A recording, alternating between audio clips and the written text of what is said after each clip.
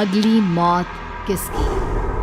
संजीव अपने दोस्तों राघव और प्रतीक के साथ बियर बार में बैठकर बियर पी रहा था। संजीव आज बहुत खुश लग रहा था। अरे यार, आज की पार्टी में तो मजा आ गया।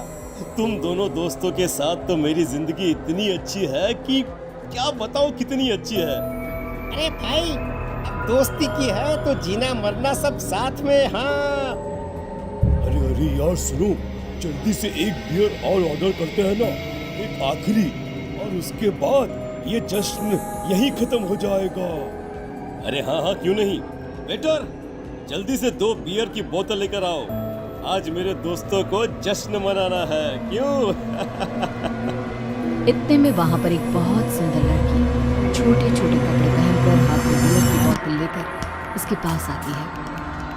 ये लीजिए, आपने बियर ऑर्डर की थी ना, मैं लेकर आ गई। क्या बात है यार, इस बार की वेटर तो बड़ी सुंदर है। अब बियर लेकर आई हो तो अपने हाथों से ही पिला दो ना। हाँ, क्यों नहीं, जैसा आप बोलोगे मैं वैसा ही करूँगी। क्या बात है यार, अब तो लगता है रोज यहीं आना पड़ेगा। उसके बाद वो लड़की उन तीनों को बियर सर्व कर देती है। पार्टी करने के बाद वो तीनों अपने अपने घर जाते हैं। प्रतीक संजीव और राघव को उनके घर छोड़कर जैसे ही अकेला अपनी कार में आकर बैठता है तो अचानक उसे एहसास होता है जैसे उसकी कार की पीछे वाली सीट पर कोई बैठा हुआ है। वो तुरंत पीछे मुड़कर देखता है। तुम यहाँ क्या कर रही हो? और तुम मेरी कार में कब आई? अरे तुम तो बार में वेटर थी ना।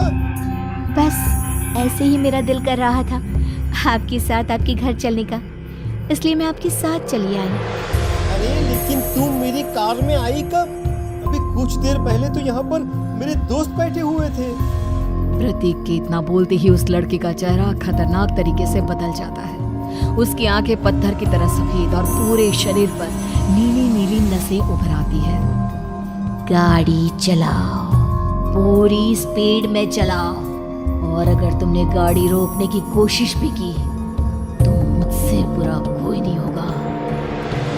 डर की वजह से प्रतीक के पसीने छूटने लगते हैं। उसका शरीर पूरी तरह से कांप रहा था। प्रतीक बिना कुछ सोचे समझे कार को फुल स्पीड से चलाना शुरू करता है। चलते चलते वो शहर से दूर एक पहाड़ी पर पहुंच जाता है और सामने अब सिर्फ पहाड़ी का किनारा दिख रहा है, जिसे देख प्रतीक घबराकर अचानक से कार को ब्रेक लगाता है। देखो, मुझे छोड़ दो मुझे। अगर मैंने गाड़ी जरा सी भी आगे बढ़ाई तो हम दोनों नीचे गिरकर मर जाएंगे। ये तो तुम्हें पहले सोचना चाहिए था ना। अब कुछ नहीं हो सकता।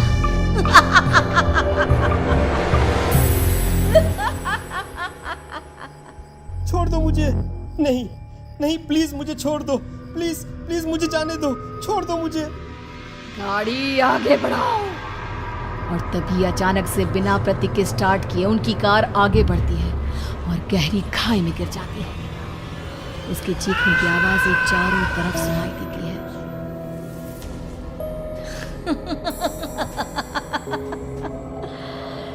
तुझे मारकर मेरे कलेजे में जल रही आग को थोड़ी शांति तो मिल गई, लेकिन अभी ये कहानी खत्म नहीं हुई।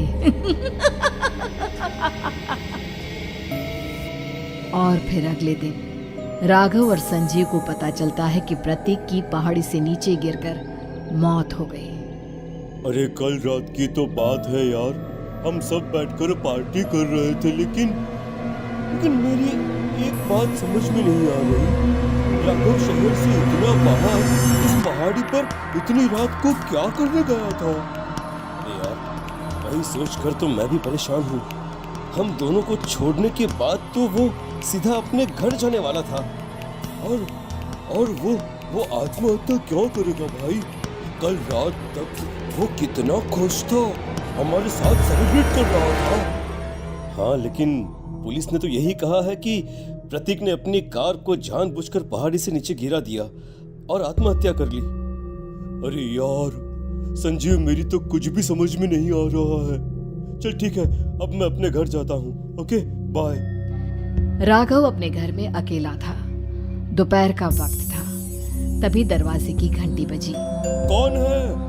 अरे 1 मिनट रुको, अभी आता हूँ। राघव ने जैसे ही दरवाजा खोला उसने देखा कि सामने एक बहुत खूबसूरत लड़की खड़ी हुई है। कौन है आप और यहाँ किससे मिलने आई है? देखिए ना, बाहर बारिश शुरू हो गई थी, मेरी गाड़ी खराब हो गई है। आपका घर नजर आया तो सोचा कुछ हेल्प ले लेती हूँ। कौन है? आइए ना, आइए आइए। मेरे कपड़े पूरे भीग चुके हैं, क्या आपके पास टॉवल मिलेगा प्लीज? राघव अपने बाथरूम से एक टॉवल लाकर उस लड़की को देता है। थैंक यू सो मच, अब मैं चलती हूँ। अरे इतनी क्या जल्दी है? आप चाहे तो बारिश रुकने तक यहाँ पर रुक सकती हैं। हाँ। लड़की ने पलटकर राघव की तरफ देखा। नहीं, मुझे जाना होगा, मेरा काम बाकी है। और वो वहां से चली गई। उस लड़की के जाने के बाद राघव अपने बाथरूम में नहाने के लिए गया और जैसे ही उसने बाथरूम में देखा तो उसका टॉवल वहीं पर लटका हुआ था। उसने टॉवल हाथ में लिया तो देखा कि उसका पूरा टॉवल खून के धब्बों से सना हुआ है। अरे अरे ये क्या? ये टॉवल तो मैंने उस लड़की को दे दिया था। ये वापस मेरे बाथरूम में कैसे आ गया? और इस पर ये खून के धब्बे कहाँ से आ गए? राघव ने आईने में देखा तो उसकी गर्दन पर एक बड़ा सा चाकू का कट लगा हुआ था जिससे खून बह रहा था, जिसे देख राघव के होश उड़ गए। अरे ये क्या? मेरी गर्दन इतनी ज्यादा कटी हुई है और मुझे दर्द भी नहीं हो रहा है। ये क्या हो रहा है मेरे साथ? राघव घबराकर बाथरूम से बाहर आया और अपना मोबाइल उठाकर उसने संजीव को फोन लगाया। संजीव जल्दी से मेरे पास आ जाओ। मुझे लगता है कुछ बहुत बड़ी गड़बड़ है, जल्दी आ जाओ।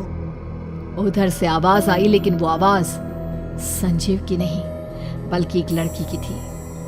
कुछ अजीब नहीं हुआ है, बस तुम्हारी मौत तुमसे मिलने आई थी और तुम्हें मार कर चली गई। अब तुम इस दुनिया का हिस्सा नहीं हो राघव, इसलिए तुम्हें अपनी गर्दन के कटने का दर्द भी महसूस नहीं हो रहा। नहीं, ऐसा नहीं हो सकता, ऐसा नहीं हो सकता। कौन हो तुम? तुम्हारी मौत। अब संजीव के पास खबर पहुंचती है कि राघव ने अपने ही घर में चाकू से गर्दन काटकर आत्महत्या कर ली। ये सुनने के बाद संजीव के होश उड़ गए। वो पसीने से तरबतर हो गया और एक अनजाना डर अब उसके दिल को सताने लगा। संजीव के साथ ही उसका एक छोटा भाई राजीव भी रहा करता था। अपने भाई को इस तरह परेशान देखकर राजीव उसके पास आया। अरे भैया, क्या हुआ भैया? आप इतने घबराए हुए क्यों लग रहे हैं? प्रतीक और राघव की मौत, मेरा मतलब मेरी कुछ समझ में नहीं आ रहा भाई। अचानक से मेरे दोनों दोस्तों ने आत्महत्या क्यों कर ली? अरे वो तो मेरी भी समझ में नहीं आ रहा है भैया। हाँ, हो सकता है कि कोई परेशानी होगी और इसीलिए उन्होंने ऐसा किया होगा। हाँ, लेकिन दोनों की जिंदगी में एक साथ परेशानी और दोनों का इतनी खतरनाक तरीके से आत्महत्या करना, कहीं ऐसा तो नहीं मैं भी मर जाऊंगा? अरे आप ऐसी बातें क्यों कर रहे हैं भैया? वैसे ही मैं इतना परेशान हूँ। जब से अंजलि ने मेरा साथ छोड़ा है तब से सब कुछ बहुत अजीब सा हो गया है। रोज रात को डरावने सपने आते हैं। ऐसा लगता है जैसे अंजलि बार बार मेरे सपनों में आकर मुझे डराने की कोशिश करती है। अंजलि का नाम सुनते ही संजीव की आंखें फट गई और उसके गले में आवाज अटक गई। उसके चेहरे पर घबराहट साफ नजर आ रही थी।